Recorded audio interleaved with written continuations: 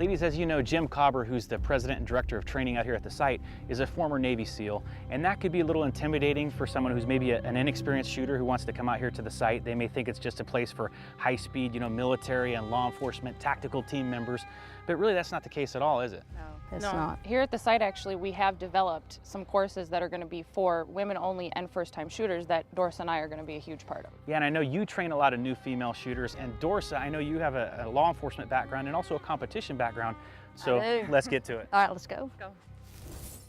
All right, guys, here's what we're gonna do. We're gonna talk a little bit about the grip, okay? So what we wanna do is get a good firm grip on the shooting hand, front to rear pressure on the strong hand, support hand comes in, turns down, lines up. Well, what a lot of problems have after you shoot, you got a small Springfield right here, 45 caliber, so it's gonna have a lot more recoil to it. So I really gotta make sure I have a good grip. So I'm gonna load the weapon,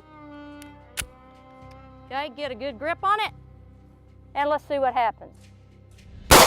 As you see, after I shot that, my grip actually came apart. We'll shoot another round.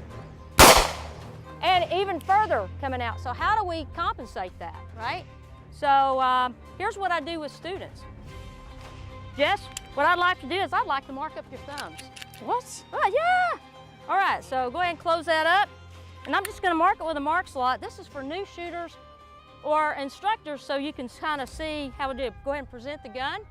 I'll mark these two marks, and so when you shoot the next time, these two, you want to keep those two lines lined up together, and that if they come off, then Can you mark her dominant eye too? Oh, sure, no problem. All right, so when the recoil happens, you can actually see the lines are marked up, and the student can correct those lines, and the instructor can see that she's not got enough grip on this gun to make it do. So, what do you think? I really like this tool because for us as instructors, it can really show us what the student is doing wrong and how much of the grip is coming loose, and then it will show them where to put the grip properly, and eventually they're going to not need to have this type of tool on their hands. Absolutely. You want to show us some more grips? I'd love to.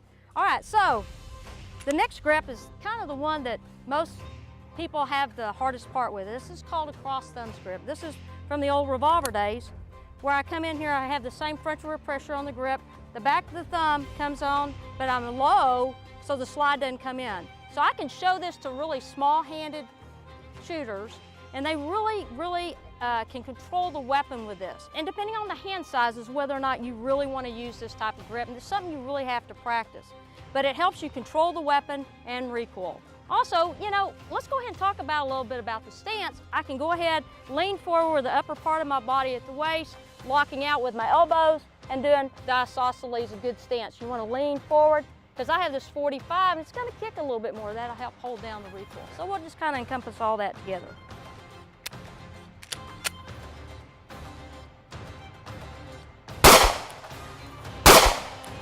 So, as you see, this is a nice grip. It did move in my hand that time, and I really think, for some shooters, it's a good option. Yeah, I mean, that's some great information as far as grip and stance and how that can help a new shooter manage recoil. Hey, where can someone go if they want more information on these great basic shooting tips? Oh, come to the site training. We've got some good classes coming up for them. I've got an all-females class and new shooters class. Awesome. Work it all into it. Great. Thanks a lot, guys. Hey, thank you. Hey, thanks.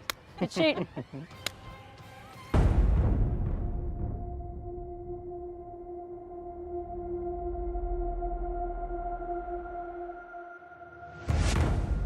Jess, I know you do a lot of hunting with rifles. How many of them have scopes versus iron sights?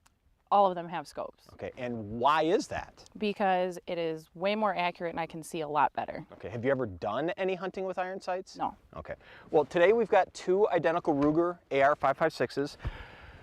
I'm going to be shooting one with iron sights, and you're going to be putting that Steiner scope. Actually, the correct pronunciation is Steiner! You have to say it like that.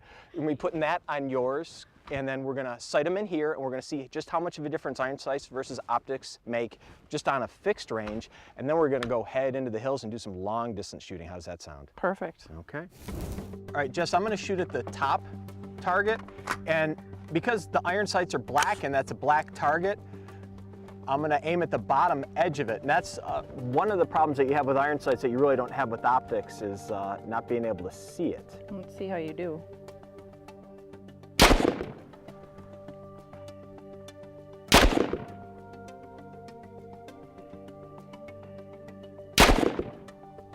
not bad.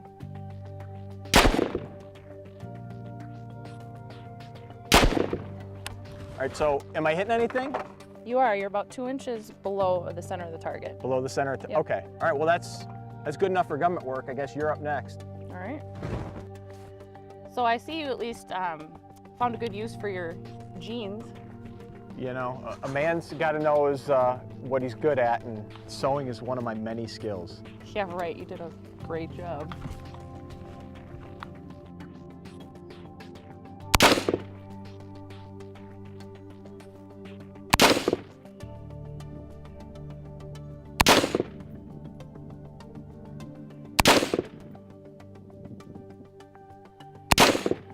How am I doing? You're about 3 inches left of center, right elevation, and you're basically a one-hole group. And that's really the difference between iron sights and an optic, is your group is about 1/4 the size of mine. So all we need to do is adjust your windage, then we can head out up into the hills. Perfect.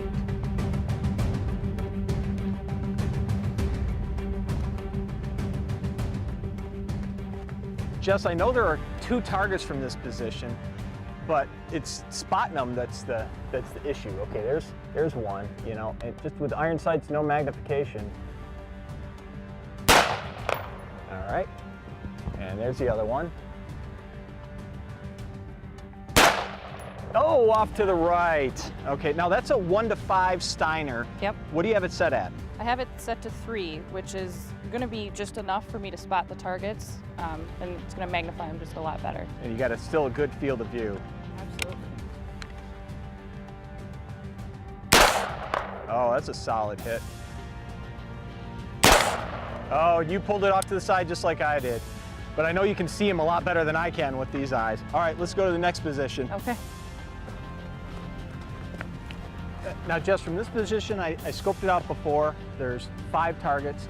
And you know, the thing with iron sights, it's not just that they're harder to use, and the reason is, it's because you're lining up the front sight with the rear sight with the target. With a red dot or a scope, you just have to put the reticle on the target. There's a lot less moving parts. And let's see if I can hit anything from here. I don't know if this looks as awkward as it feels. Challenging. Hit that one.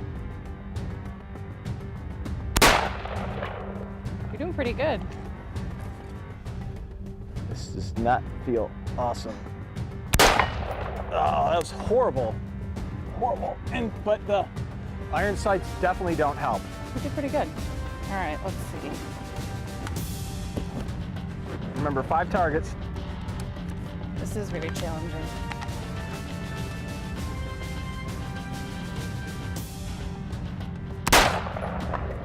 There you go.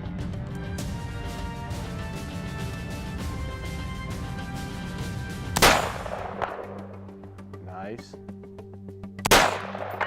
Nice.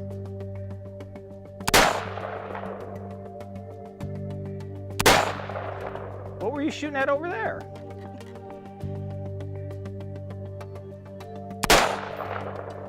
That was nice, but I didn't even know what you were shooting at before, but I see now that there are 6 targets out there, not 5. That's because you have old man eyes. And not only do you have old man eyes, your hearing is going bad because you actually made that last shot.